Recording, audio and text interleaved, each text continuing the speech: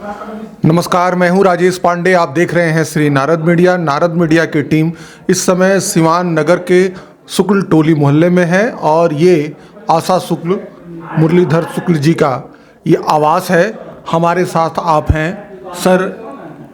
आपके पास आने का, आपसे साक्षात्कार करने का मुख्य प्रायोजन ये है कि सिवान कल अपने स्थापना के 50 वर्ष पूरे कर रहा है और आपका सिवान में, आप अभी नॉट आउट 80 हैं। सिवान में आपका सबसे बड़ा कंट्रीब्यूशन, योगदान यह है कि आपने सिवान को एक कालजयी पुस्तक सोनालिका दिया है। सर, इसके बारे में हम बाद में बात करेंगे, लेकिन पहले ये बताइए, जब ये सिवान 1972 में ज़िला बन रहा था और आज जब ये 50 वर्ष पूरे कर रहा है, इसमें क्या क्या पड़ाव हुए और आपने इसको कैसे देखा? मैं ईमानदारी से की जाए बात, मैं आभारी हूँ कि आपने मुझको इस लायक समझा। और मैं अभी सुबह आपने जब कहा था, उस समय भी बात मेरे दिमाग में आई थी। तो सिवान के सांस्कृतिक, साहित्यिक, ये सब आजकल सिवान में ख़त्म है। पत्र बहुत है, पत्रकारिता बहुत है, लेखन पठन वाले बहुत है, लेकिन अगर आप लोग तो इधर के पीढ़ी के हैं, जो उधर भी देखिए, अगर चूँकि आप लोग कलम से जुड़े आदमी हैं, अब सिवान में जो पहले था साहित्य में, संस्कृति में, आयोजनों में, वह ख़त्म है। सिवान वो सिवान नहीं है। पत्रकारिता भी वो पत्रकारिता नहीं रह गई है। पत्रकारिता लंबा पड़ा हुआ, लेकिन हम लोग बहुत पीछे छोड़ दिए हैं। मेरी अपनी छोटी सी समझ है। सर, सिवान रविवार का वो दिन था, 3 दिसंबर 1972 को सिवान का गांधी मैदान वो स्थान था जहां तत्कालीन मुख्यमंत्री केदार पांडे जी के द्वारा और जिलाधिकारी KR पॉल, पुलिस अधीक्षक R विश्वनाथन के अध्यक्षता में ये पूरा समारोह हुआ था। उसके बाद सिवान निकल पड़ा, लोगों में एक उत्साह था, उमंग था, लेकिन सिवान को जहां पहुंचना चाहिए वहां नहीं पहुंचा। क्या कारण है? यही तो मैं कह रहा हूँ कि सिवान में उस समय जो सिवान की गरिमा थी, जो माहौल था, वो अब सिवान वो नहीं रहा गया। रोज धूम धमाका बहुत हो रहा है, आयोजनों की कमी नहीं हो रही है, लिखने पढ़ने वाले लोग भी बहुत हैं।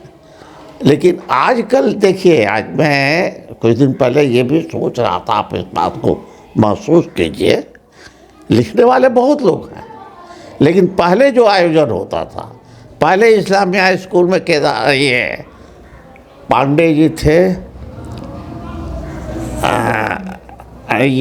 ये तुलसी जयंती किया करते थे। देखिए, नहीं, केदार पांडे नहीं भाई, अरे उसमें थे, शास्त्री नगर में रहते थे। सबसे पहले तुलसी जयंती उसी में बनाया जाता था, इस्लामिया स्कूल में। सब मैंने हर वर्ष तुलसी जयंती के जो भव्यता DAV स्कूल में रहती थी, वो इस्लामिया स्कूल में नहीं होता था, लेकिन सबसे पहले उसी में होता था और उसके बाद से और जगह होता था। आज भी तुलसी जयंती होती है, लेकिन उस तुलसी जयंती का जो आकर्षण होता था, जो खिंचाव होता था, आज कहाँ हो रहा है। अक्षय दीक्षित रहते थे, रामधार प्रसाद अंशुमाली जी थे, संत कुमार वर्मा थे अधिवक्ता, वो नहीं रहा। आयोजन आजकल होते हैं, लेकिन उस आयोजन का जो मिठास होता था, जो गहराई होती थी, वो नहीं है। यानी कि सांस्कृतिक रूप से सिवान बहुत पिछड़ा, साहित्यिक, सांस्कृतिक, सब तरह से। आज लिखने वालों बहुत है, पढ़ने वाले बहुत है, लेकिन आज के लिखने पढ़ने वाले लोगों में स्वांतः सुखाय नहीं कही है, लेकिन वह नहीं है जो उस समय होता था। मैं आपको बता दूं, ये वो पुस्तक है सोनालिका, ये कालजयी पुस्तक है। अगर आप सिवान को निकट से जानना चाहते हैं, सिवान के मर्म को समझना चाहते हैं, तो आप इस पुस्तक को पढ़ें। मैं तो यही कह सकता हूँ इसके बारे में कि यह न भूतो न भविष्यति ये पुस्तक है। पता नहीं किस व्यक्ति के जिम्मे आएगा कि इसे अद्यतन किया जाएगा और ये आगे बढ़ेगा। और जब भी मैं व्यक्तिगत तौर पे इस पुस्तक को पढ़ता हूँ, मैं इस स्थलाकृति, जो सिवान की स्थलाकृति है, इसको लेकर भाव विभोर हो जाता हूँ। सर ने पत्रकारिता भी की है और पत्रकारिता के कई आयाम भी इन्होंने रखे हैं, उसके कई पड़ाव भी हैं। सर, पत्रकारिता के रूप से सिवान को आप कैसे देखते हैं? मैं भी कुछ देर पहले वही कह रहा था। अब वैसे हो सकता है मेरे मित्र लोग, कनीय मित्र ही कहा जाएगा, कहे कि खट्टा अंगूर कौन खाए, लेकिन उस समय जो पत्रकारिता रहती थी और आजकल की जो पत्रकारिता है उसमें बहुत गिरावट आई है। पहले हम लोग ऐसे कम पढ़े लिखे वाले लोग थे पत्रकारिता में, तो जो भाषा या जो कुछ रहता था, प्रस्तुति जो होता था, जो लेखन जो होता था, वो आजकल कहाँ हो रहा। आप लोग तो काफ़ी गहराई से इस बात को देखिए। विषय का प्रस्तुति, विषय का तथ्य, अरे याद पड़ेगा, ये आप लोग देखे होंगे, प्राय हम लोग शाम में हर अखबार से जुड़े लोग, चंद अखबार तो थे ही उस समय, एक जगह बैठते थे, बैठ के अपना सब लोग अपना अपना समाचार लिख रहा है, लेकिन एक साथ बैठ गए, बैठ के लिखे उनके, सबका अलग अलग दृष्टिकोण है, अलग लिखावट है, उसके बावजूद भी सबका होता था, सब लोग एक साथ लिखते थे। वैचारिक मतभेद के बाद भी प्रस्तुति में आपस में कोई दुराया नहीं होता था। सर, ये मैं कहूँगा कि जब आप लोग पत्रकारिता करते थे, शुरू के दौर में जब ये जिला की स्थापना हुई, उसके बाद का वो दौर था 15-20 सालों का, उस समय लोग भी कम साक्षर थे। आज ज़्यादा लोग साक्षर हैं, लेकिन उस तरह की गुणवत्ता पढ़ने में भी और पत्रकारों में भी क्यों नहीं आ रही है? तो वही कह रहा हूँ आपको कि उस समय भी बहुत पहले के दौर में आपने सुना होगा, सौली में एक दीपा जी थे, दीपा जी थे, इसमें भी सोनालिका में भी चर्चा है रही, जो उस समय हाथ से लिख लिख के पढ़ता था। वहाँ पर दरबार हाउस में मुख्तार साहब का हम नाम भूल रहे हैं, जो ये निकालते थे, उर्दू का सबसे पहला हाथ लिखा हुआ, उर्दू में हाथ लिखा रहता था, उन्होंने शुरू किया मुख्तार, और उनका था, ये सब था, तो बहुत पहले से था, बहुत पहले से लोग थे। सर, आपके इस पुस्तक को मैं पढ़ा हूँ और मैं जब भी पढ़ता हूँ इसमें से कुछ नया चीज़ निकलता है। इसमें कई लोग कालजयी पुरुष भी हैं। इसमें एक व्यक्ति जो यहाँ अधिकारी होके आए और 78 में आए, वो 85 तक यहाँ रहे, लेकिन उस व्यक्ति ने साहित्यिक और सांस्कृतिक रूप से जो अपनी छाप छोड़ी, लगता है वैसा कोई अधिकारी। आप प्रभु नारायण विद्यार्थी की, प्रभु नारायण विद्यार्थी के इसमें कितने ही लेख हैं। उनकी पत्नी प्रमिला विद्यार्थी की भी इसमें लेख, वो आपसे हमेशा मिला करते थे। कुछ उसके बारे में प्रकाश, तो आप जानते ही होंगे, दिवंगत हो गए। जी जी जी, दिवंगत हो गए। और क्या जो है प्रभु नारायण विद्यार्थी का बहुत योगदान है सिवान में। मैं कहूँ कि दाढ़ी बाबा को जीवंत किया प्रभु नारायण विद्यार्थी ने। दाढ़ी बाबा के पहले चर्चा कहाँ थी, दाढ़ी बाबा पर उन्होंने ग्रंथ दिया, स्मृति अंकुर के। बाकी बिहारी मिश्रा पर भी उन्होंने, बाकी बिहारी पर दिया, और श्यामदेव नारायण पर दिया, विद्याचरण शुक्ल पे भी दिया, विद्याभूषण शुक्ल पर दिया जी। और हर विधा, और यही वही नहीं, वो जहाँ जहाँ भी रहे वहाँ के साहित्यिक सांस्कृतिक पर उनका प्रकाशन है। देवघर में थे, SDO वहाँ भी उनका था। सर मैं इसमें देख रहा हूँ एक लब्ध ख्याति विद्वान सुरवल गांव के सुशील माधव पाठक जी का भी लेख है, और वो रांची विश्वविद्यालय में इतिहास विभाग के थे। सर उनका भी बड़ा योगदान है। और सुशील माधव पाठक जी की रचना हमको मिली प्रौढ़ विद्यार्थी के ही सहयोग से मिला। आप देखोगे बहुत सारी रचनाएं हैं प्रौढ़ की। इस पुस्तक का संपादन डॉक्टर रामाशंकर श्रीवास्तव ने किया है, जिनका संपादन नहीं किया है। उन्होंने उसका फॉरवर्ड तो कहा जाता है, प्राक्कलन। प्राक्कलन उनकी भूमिका को उन्होंने लिखा है, और वो भी बहुत बढ़िया से पचरुखी के थे, पचरुखी दिल्ली में कई कालजयी पुस्तकों का भी उन्होंने निर्माण किया है, भोजपुरी में भी लिखा है बहुत सारे लोगों के। अच्छा सर, अंतिम प्रश्न, अब ये सिवान 50 साल पूरे कर रहा है, क्या देखते हैं, कौन सा उमंग है, क्या कहेंगे इस सिवान के बारे में? आप भी लोग बहुत देर से देख रहे हैं सिवान को। पहले जो आयोजनों में 26 जनवरी वो बनता था, वो दिखाई दे रहा है आपको? होता था कि नहीं? शायरी हो रही है, मुशायरा हो रहा है, एक अजब उल्लास रहता था स्कूल और सब चीज़ में। मैंने कहा कि पढ़ने वाले बहुत लोग हैं, एक से एक। अभी आप कुछ देर पहले आपने कहा था ना कि ये कि बहुत ये है, पढ़ने वाले बहुत लोग हैं, एक से एक विद्वान लोग हैं।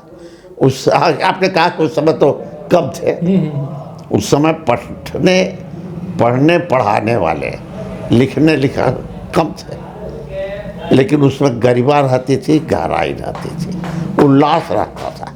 उस आजकल तुलसी जयंती में वो उल्लास देखते हैं? कम से कम आप छात्र के रूप में किसी न किसी स्कूल में तुलसी जयंती के रूप देखा होगा। आज वो कहाँ तुलसी जयंती है? नहीं है कहीं भी। सर कहा जाता है कि जब ये जिला बना था तो यहाँ मात्र 4 वार्ड थे, आज 45 वार्ड हो गए हैं। इतनी बड़ी जनसंख्या हो गई है, लेकिन हमारी जो सांस्कृतिक विरासत है वो यहाँ से खत्म हो गई, एकदम खत्म है।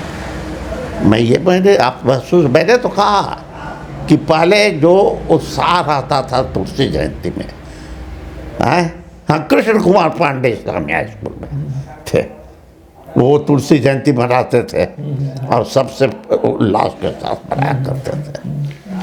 सब लोगों का एक साथ होता था, सबका ही होता था। लेकिन आज तो आपके आयोजनों में औपचारिकता हो गई है। सर जैसा कि मैं इसमें देख रहा हूँ, रामाचंद्र अंशुमाली ने एक इसमें कविता लिखा है कि बिहार को भगवान के वरदान का जिला जो आज बन गया है सिवान का जिला। किरणें यहाँ पर प्यार से सोना है डालती, माटी छिपा के अपने रत्नों को पालती, मस्ती की हवाओं के मस्तगान का जिला जो आज बन गया सिवान का जिला।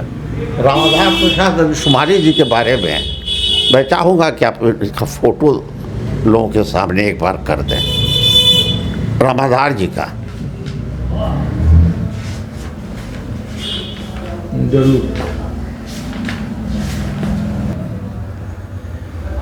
ये वो कालजयी लोग हैं जिन्होंने सिवान के लिए बहुत बड़ा योगदान किया है। रामाधार प्रसाद अंशुमाली जी बहुत छोटे परिवार के, जहाँ लेखन पढ़ने से कोई मतलब ही नहीं था, और उस परिवार के थे। DAV स्कूल से सेवानिवृत्त हुए और साहित्य की हर विधा पर उनकी रचनाएं थी। वो बड़े मर्म के साथ कहते थे, मैं दूर खड़ा हूँ सबसे, अपना संसार बसा। स्कूल से आके घर में रहते थे, केवल कहीं सम्मेलन समारोह में कहीं नहीं जाते थे।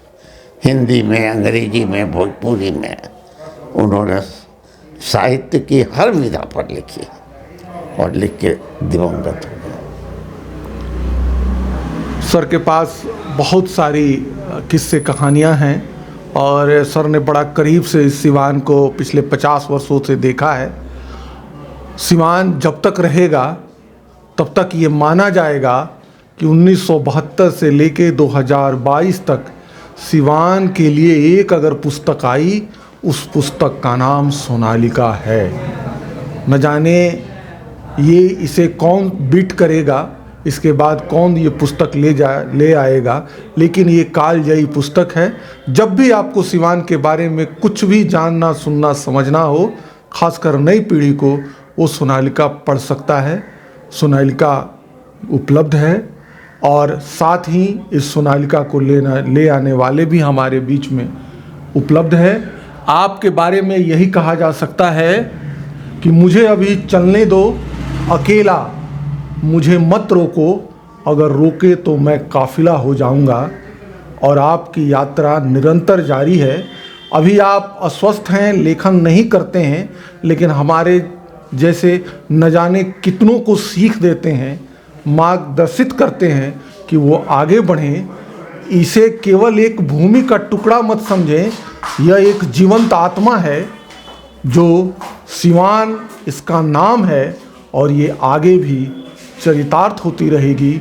इसी भूमि पर खुदा बख्श खां साहब, सैयद हसन असगरी, मौलाना मजरुल हक, डॉक्टर राजेंद्र प्रसाद, ब्रजकिशोर बाबू और अंतिम तक घनश्याम शुक्ला, मोती मार्ट साहब जैसे लोग यहाँ आते रहे हैं और न जाने कितने आते रहेंगे।